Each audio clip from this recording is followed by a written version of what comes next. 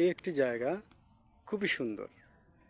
আপনার যখন আপনি এর মাঝখান দিয়ে হেঁটে যাবেন তখন মনে হয় স্বর্গীয় একটা জায়গায় আপনি আছেন এবং ভীষণ ভালো লাগে এই জায়গাটা।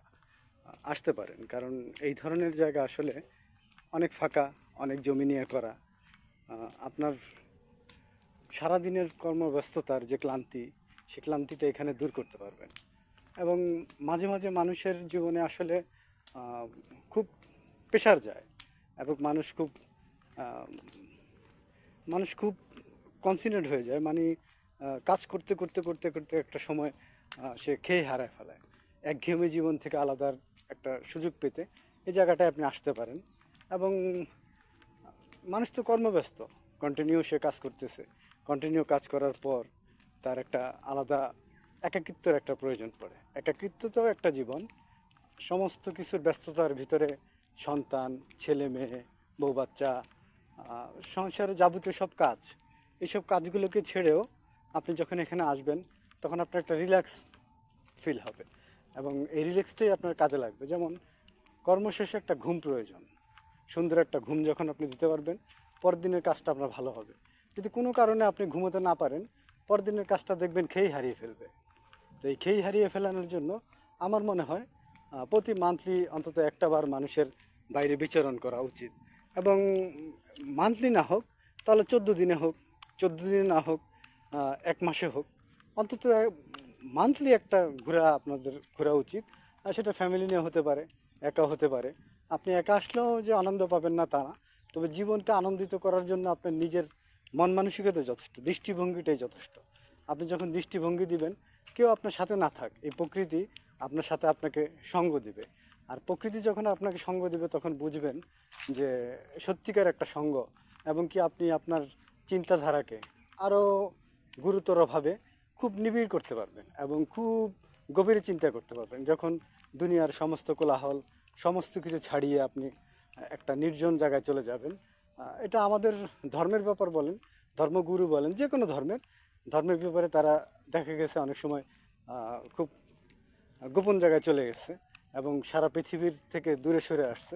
তখন নিত্য নতুন জিনিস যখন তার চোখে পড়ে তখন অনেক কিছু একঘেয়েমি তার জীবন থেকে কেটে যায়। আমি আশা করব আপনারা এই জায়গাটায় আসবেন। এই জায়গাটাও খুব সুন্দর, এই জায়গাটাও আপনাকে দিতে পারে নির্মল আনন্দ। বুঝছেন যে আজান হচ্ছে, এখানে আজানের নামাজের জন্য মসজিদ আছে।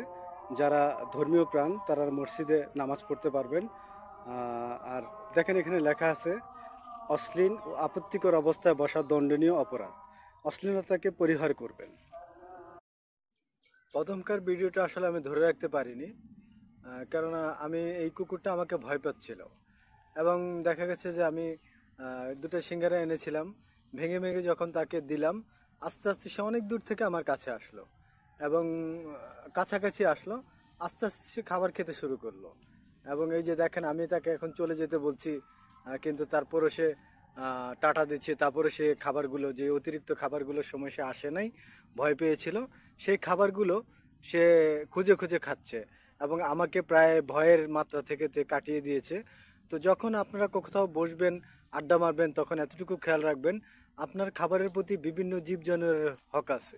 এরাও আমাদের পাশাপাশি বড় হয়। এদের প্রতি রূঢ় আচরণ করা, এদের প্রতি খারাপ ব্যবহার করা আসলে উচিত নয় এবং উচিতও নয়। আপনি যখন একজন পশুকে ভালোবাসবেন তখন বোঝা যাবে আপনি মানুষের প্রতি ভালোবাসার অতিরিক্ত যেই ওভারফ্লোটা ভালোবাসা হইতেছে সেটা পশু পাখির ভিতরে আসছে। এবং এদেরকে যখন মায়া করবেন এরা তখন দেখবেন আপনার মায়ের প্রতি উত্তর দিবে। আর এরা ঘুরেই বেড়ায় হয়তো আপনার কাছ থেকে আল্লাহ পাক এদেরকে, আপনার চতুষ্পদ এই জন্তুটাকে আপনাদের কাছে তুলে দিয়েছে। যেমন আপনাদের খাবারের উপর মোটামুটি চালায় তো আল্লাহই, কিন্তু তারপরে আপনাদের খাবারের সাথে এর একটা অ্যাডজাস্ট করে দিয়েছে। দেখেন সে খুঁজে খাবার পর সব শেষ হয়েছে, এখন সে তার গন্তব্যে চলে যাচ্ছে। এক সময় এরকম দিতে দিতে দেখবেন এরা আপন হবে এবং এদের সমস্যাগুলো সমাধানের চেষ্টা করবেন যতটুকু দূরত্ব বজায় রেখে। ভয় পাবেন না, এরা খুব একটা ভয়ঙ্কর প্রাণী নয়। যদিও এদেরকে কামড়ালেও আপনার এরা যদিও কামড়ায় তারপরে ইঞ্জেকশনের ব্যবস্থা আছে। ভয়ের কোনোই কারণ নেই। এদের প্রতি কখনো রূঢ় আচরণ করবেন না, কখনো এদের উপর বিরক্ত হবেন না। জায়গাটা সবসময় পরিচ্ছন্ন রাখবেন, কারণ এই জায়গাটা পরিচ্ছন্ন রাখলে আপনাদেরই সুবিধা। একটা মানুষ যখন আসতে যাবে তখন পরিচ্ছন্ন একটা এলাকা দেখলেই আপনার ভালো লাগবে, আপনাদেরও ভালো লাগবে।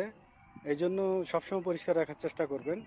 যে খাবার জাতীয় যদি জিনিস যা আপনারা খাবেন, এর উচ্ছিষ্ট জিনিসগুলো এই বক্সে ফেলে দিবেন, কখনো আশেপাশে ফেলবেন না। তাহলে দেখা যাবে যে জায়গাটার পরিবেশ নষ্ট হয়ে যাচ্ছে। এখানে দেখতে পাচ্ছি একটা মেবি প্রজাপতি। আর আপনার আশেপাশে